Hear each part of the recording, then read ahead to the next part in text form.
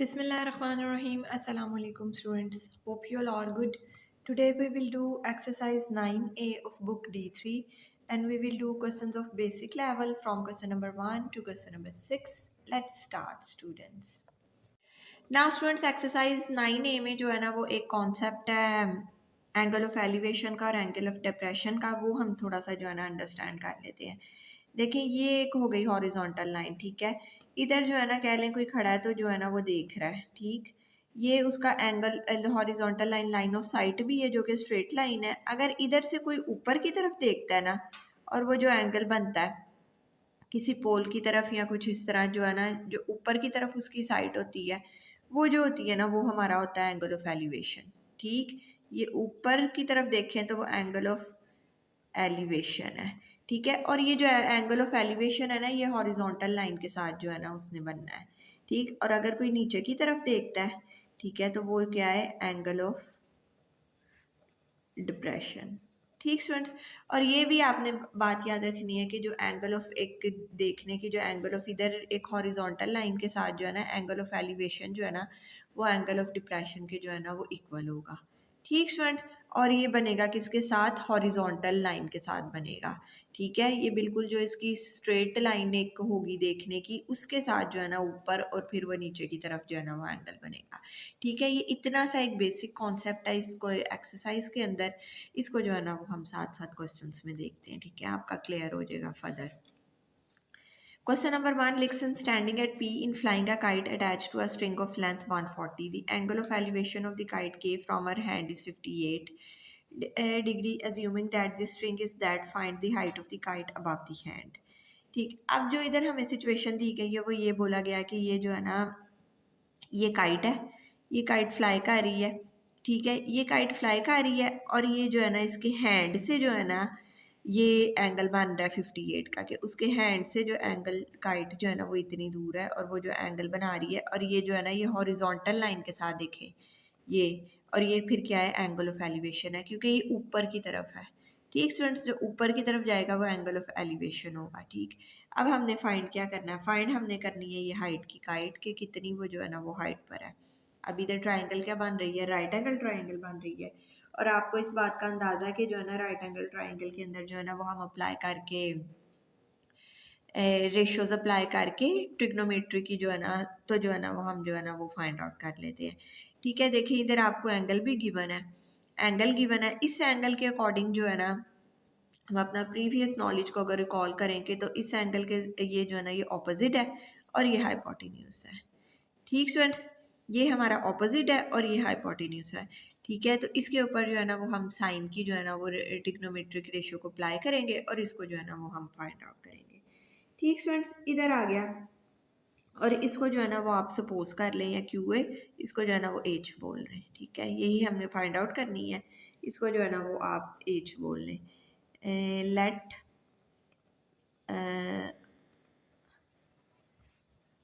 height of kite is equal to H, ठीक है। इसको आप एच बोलें। अब इधर हम जो है ना वो साइन की अप्लाई करेंगे, साइन 58 ऑपोजिट है हमारे पास एच और ये हाइपोटेन्यूज है हमारे पास 140।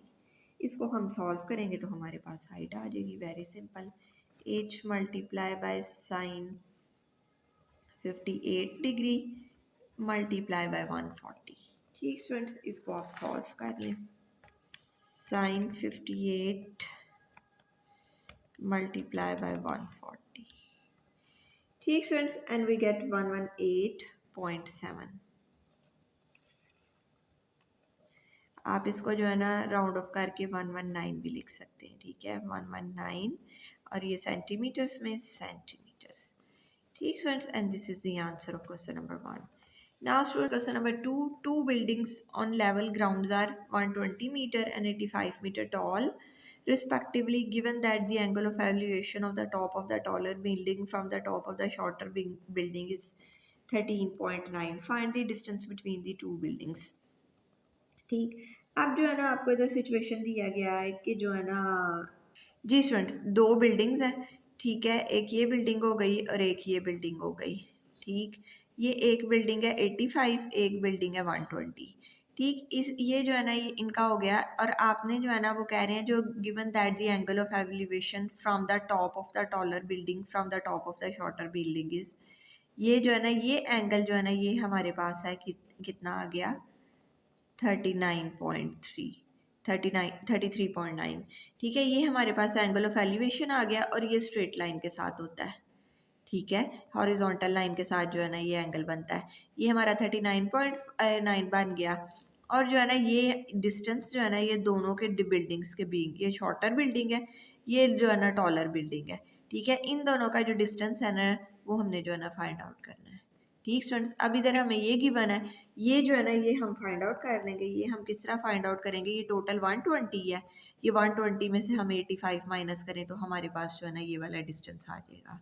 ठीक स्टूडेंट्स, ये डिस्टेंस आ जाएगा तो जो है ना फिर हम इसके ऊपर ये अप्लाई करके जो है ना इसको जो है ना वो फाइंड आउट कर लेंगे। ठीक, अब हम इसको इस तरह करेंगे, ये हमारे पास देखें ये राइट एंगल ट्राइंगल बन गई। ठीक, ये इधर 90 डिग्री आ गया। हम इस पे जो है ना ट्रिग्नोमेट्री की रेशो अप्लाई करके जो है ना इसको सॉल्व कर सकते हैं। लेकिन उससे पहले हमने ये जो हाइट का डिफरेंस है ये फाइंड आउट करना है। ये होगा तो फिर हम फाइंड आउट कर सकते हैं ना। ठीक है, ये हमने इसको सपोज कर लिया, डी कर लिया। Let the distance between two buildings, क्या आ गया, डी आ गया। दो बिल्डिंग्स के बीच जो डिस्टेंस है वो डी आ गया। अब हमने ये फाइंड आउट करना है। ठीक स्टूडेंट्स, ये हो गया हाइट डिफरेंस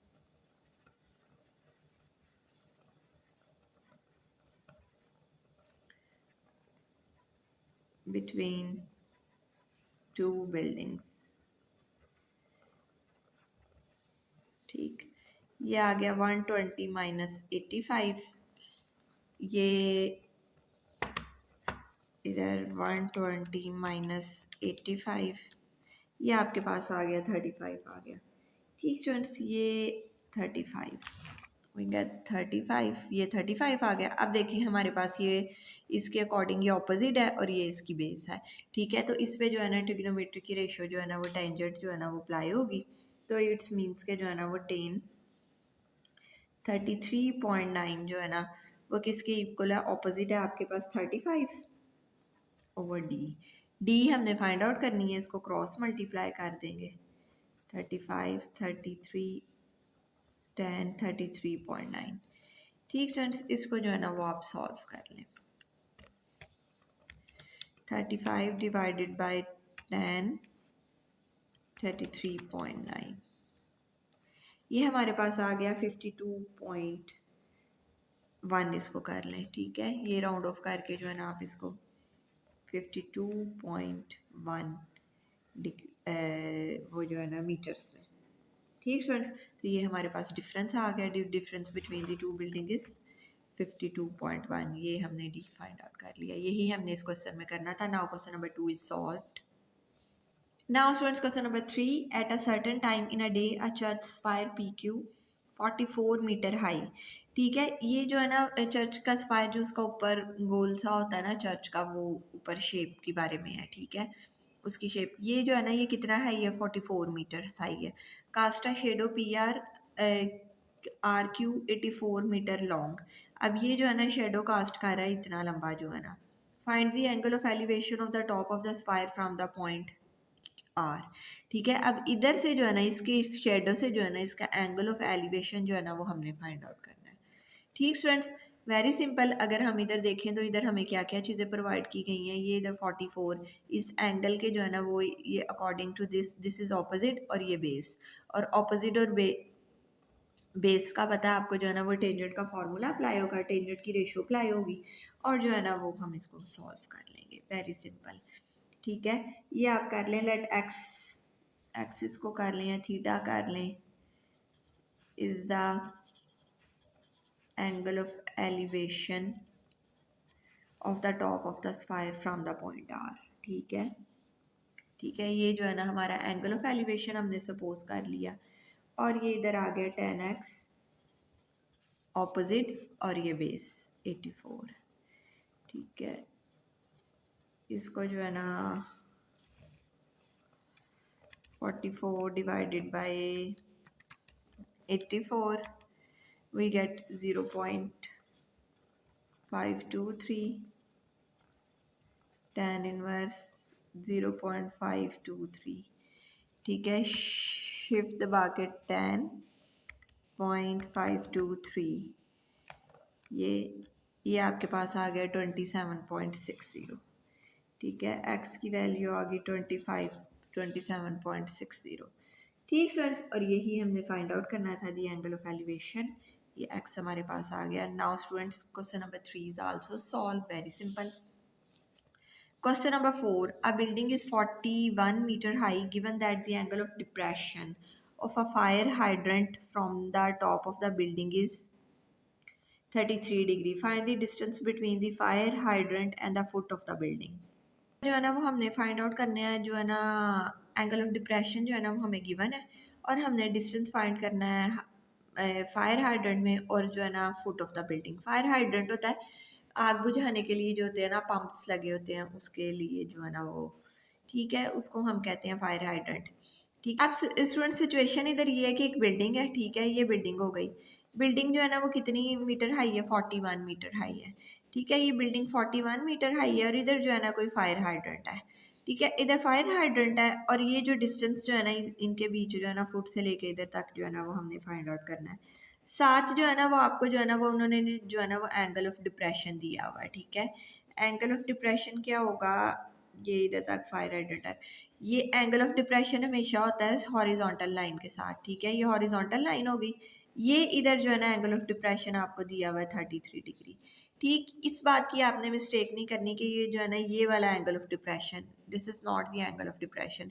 वो जो एंगल है ना वो हॉरिजॉन्टल लाइन के साथ होता है, एलिवेशन भी और डिप्रेशन भी। ये इधर 33 डिग्री है। ठीक है, अगर अगर हम इसको अब देखें ना तो ये दोनों वर्टिकल एंगल्स हैं। ये इट्स मीन्स कि ये जो है ना ये वर्टिकल एंगल हो गया, ये 33 इक्वल, अगर ये इक्वल है तो ये भी जो है ना इक्वल है। ठीक स्टूडेंट्स, ये इक्वल हो गया और इस डिस्टेंस को जो है ना हमने फाइंड आउट करना है, इसको आप डी सपोज कर लें। ठीक, अब जो है ना हम इस क्वेश्चन को जो है ना वो सॉल्व करते हैं। Let D M is the distance between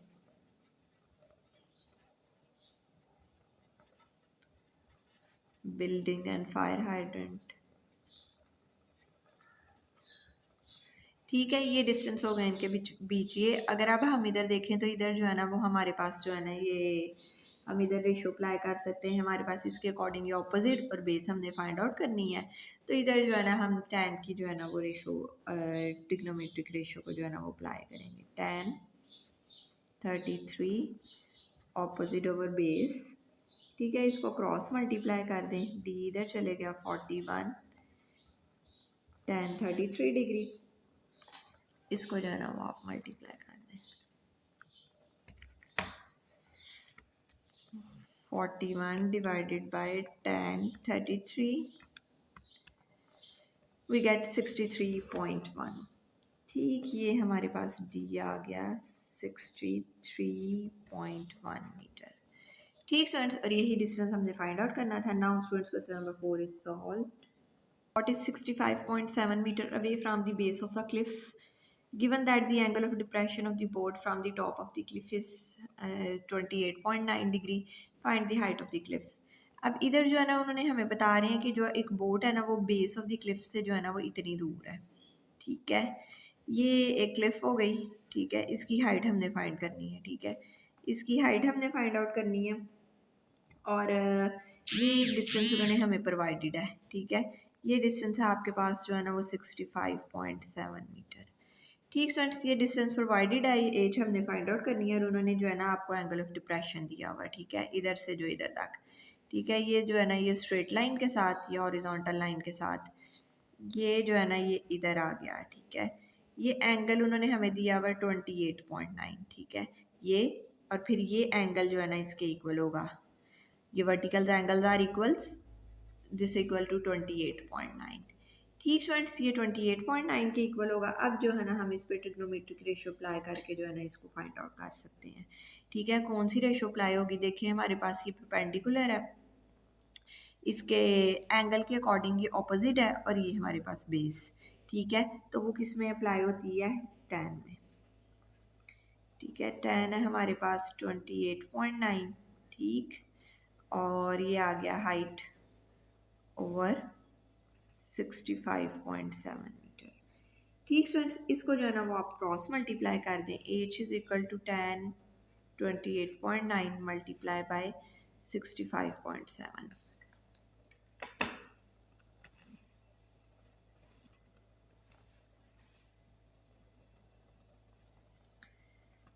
tan 28.9 multiply by 65.7 and we get 36.3, round of करके आप लिख लें। ठीक है, हाइट आ गई हमारे पास 36.3 मीटर्स। ठीक स्टूडेंट्स, और मेंशन भी बेशक कर दें 3 सिग्निफिकेंट फिगर्स। ठीक, now students this is the answer of question number 5। Question number 6. A castle has a height of 218 meter given that an unusual bird of 85 meter away from the foot of the castle. Find the angle of depression of the bird from the top of the castle. ठीक है, इधर जो है ना वो उन्होंने हमें जो है ना सिचुएशन दी, ये पिक्चर बनी हुई है आपकी बुक के अंदर ना बकायदा। वो जो है ना कैसल की हाइट दी हुई है 218 मीटर है, और जो है ना कहा है कि एक बर्ड इधर आके जो है ना वो 85 मीटर अवे जो है ना वो उससे फुट के जो है ना वो उससे बैठा है। तो कह रहे हैं वो अब हमने एंगल ऑफ डिप्रेशन जो है ना वो फाइंड आउट करना है from the top of the castle. ठीक है, इट्स मीन्स के जो है ना क्वेश्चन नंबर 6 में जो है ना वो हमने जो है ना ये एंगल जो है ना ये फाइंड आउट करना है। ठीक, ये हमें हाइट गिवन है, और ये जो है ना इन्होंने इधर से कैसल से जो है ना ये हमें दिया हुआ है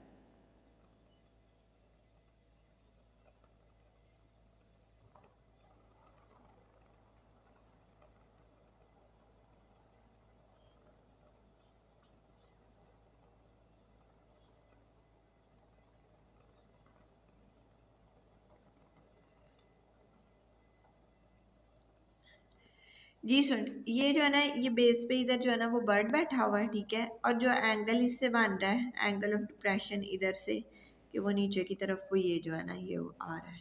ठीक है, इट्स मीन्स के जो है ना वो हमने जो है ना वो ये फाइंड आउट करना है। ठीक स्टूडेंट्स, ये इधर हो गई हाइट आ गई हमारे पास जो हमारी ट्राइंगल बनेगी। ठीक है, ये हमारे पास हो गई बेस, बेस 85 है, हाइट जो है 218, और ये बर्ड से जो है ना ये एंगल ऑफ डिप्रेशन। ठीक है, एंगल ऑफ डिप्रेशन आपको पता है कि ये जो है ना इसके साथ बनता है हॉरिजॉन्टल लाइन के साथ। ये जो है ना इसको हमने एक्सपोज कर लें, थीटा कर लें, कुछ भी कर लें, ये हमने फाइंड आउट करना है। जो ये एंगल है इट्स मीन्स के वर्टिकली ऑपोजिट एंगल्स हैं, ये जो है ना ये भी एक्स। ठीक है, ये अब हमने एक्स इधर जो है ना फाइंड आउट करने हैं। अगर अब हम इधर रेशियो देखें तो ये हमें क्या गिवन है, ये हमारे पास है ऑपोजिट ओवर बेस।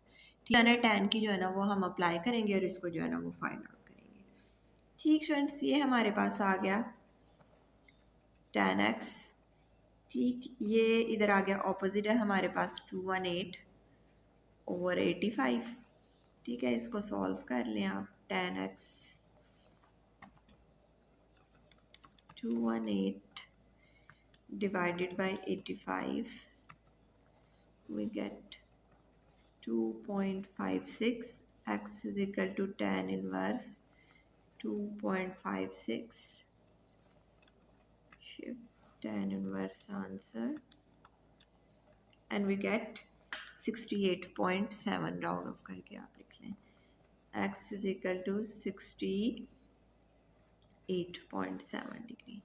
ठीक स्टूडेंट्स, ये आपके पास आ गया, यही हमने एंगल फाइंड आउट करना था। The angle of depression is 68.7. ठीक students, now students question number 6 is also solved and questions of basic level is finished. I hope you understand these questions very well. Thank you very much students for watching my videos. Take care of yourself. Allah Hafiz.